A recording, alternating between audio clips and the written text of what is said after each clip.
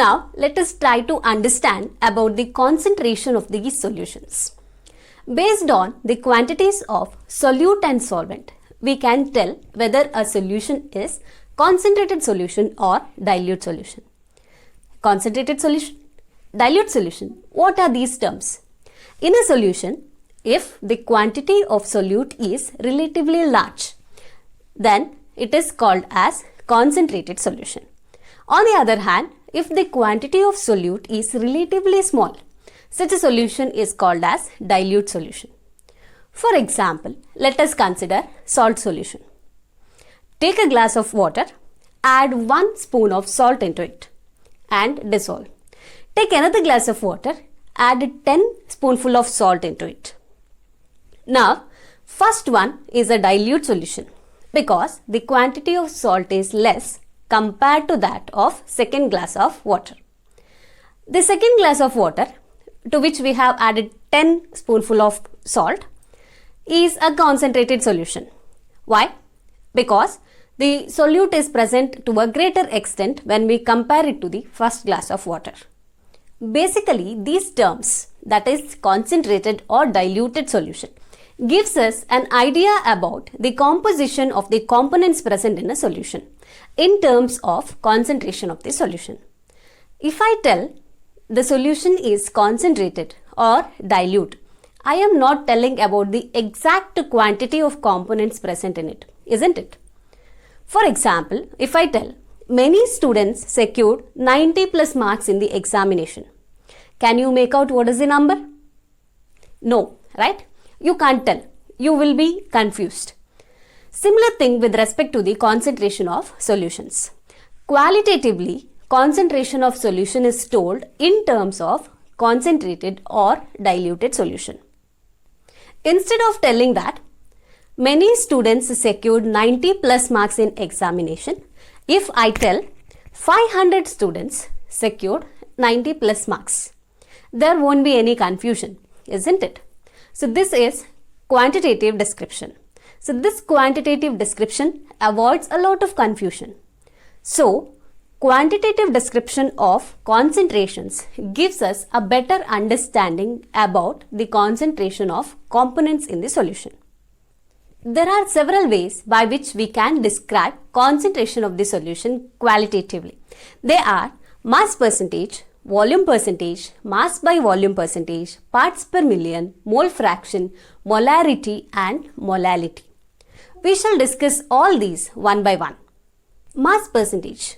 Here we speak about mass of a component in terms of percentage. Component means it can be solute or solvent that is present in the solution. For any solution, if we want to determine mass percentage of solute, we have to divide mass of the solute by total mass of the solution and multiply it by 100 so as to get the percentage.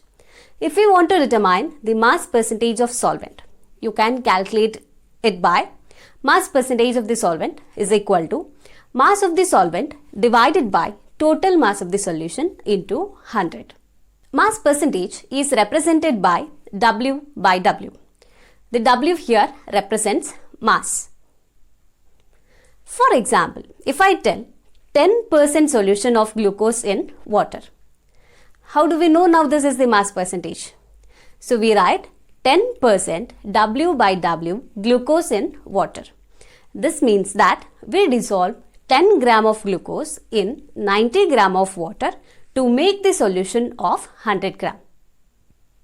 Volume percentage tells us about the volume of components of solution in terms of percentage. So for any solution, volume percentage of solute is equal to volume of the solute divided by total volume of the solution into 100. And volume percentage of solvent is equal to volume of the solvent divided by total volume of the solution into 100. Volume percentage is represented as V by V. For example, 10% ethanol solution in water. What does this mean? It tells us that 10 ml of ethanol is dissolved in water such that total volume of the solution is 100 ml. Mass by volume percentage is the mass of the solute dissolved in 100 ml of the solution.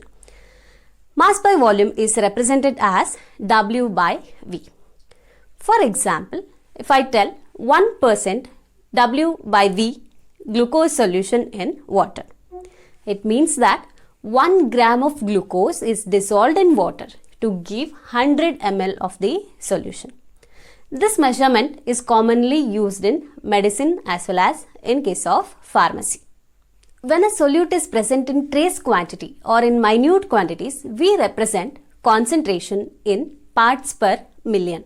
It's written as ppm. Parts per million is equal to number of parts of the component divided by total number of parts of all components in the solution into 10 to the power 6. When we speak about percentage, we multiply it by 100. And when we speak about ppm, we multiply by 1 million, that is 10 to the power 6. The pollutants present in atmosphere along with the other gases are in trace quantities. The concentration of these pollutants in atmosphere or in water is represented in terms of microgram per milliliter or in parts per million. Mole fraction is commonly represented by the symbol chi and a subscript is used on the right hand side of the symbol chi to denote the component that we are representing. Mole fraction of a component is equal to number of moles of the component divided by total number of moles of all the components. For example, if we consider a binary solution, let us consider the components as A and B. Number of moles of A and B are represented by Na and Nb. Then the mole fraction of component A is chi A is equal to Na divided by Na plus Nb. Similarly, mole fraction of component B is chi B is equal to Nb divided by Na plus Nb. Also we have chi A plus chi B is equal to 1. That is, sum of all the mole fractions is unity. Molarity is defined as number of moles of solute dissolved in 1 liter of the solution. Molarity is represented by capital letter M. Molarity is equal to moles of solute divided by volume of solution in liters. For example, 0.25 molar. It is represented by capital letter M. So it's also written as mole per liter. So 2.5 molar solution of NaOH. It means that 0.25 moles of NaOH has been dissolved in 1 liter. Molality. Small letter alphabet M is used to represent this term molality. Previously we have studied is molarity and now this is molality. Is defined as number of moles of solute per kg of the solvent, and it is expressed as molality is equal to mass of solute divided by mass of solvent in kg. For example, 1 m solution of KCl. So here this m is representing as the molality of the solution.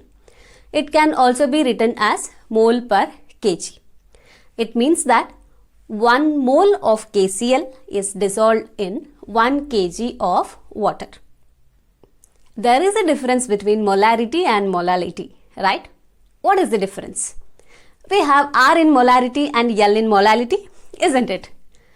The difference is molarity is told in terms of volume of solution and molality is told in terms of mass of solvent. So how we can remember this? Molality, we have L. So let us consider this L stands for liquid and we will consider this liquid is solvent, right? So when solvent is liquid, we have molality and therefore in molality, we relate the concentration to that of the solvent. So far, we have discussed various methods of expressing concentration of solutions. Each method of expressing concentration of the solutions has its own merits as well as demerits. Mass percentage, ppm, mole fraction and molality are independent of temperature, whereas molarity is temperature dependent.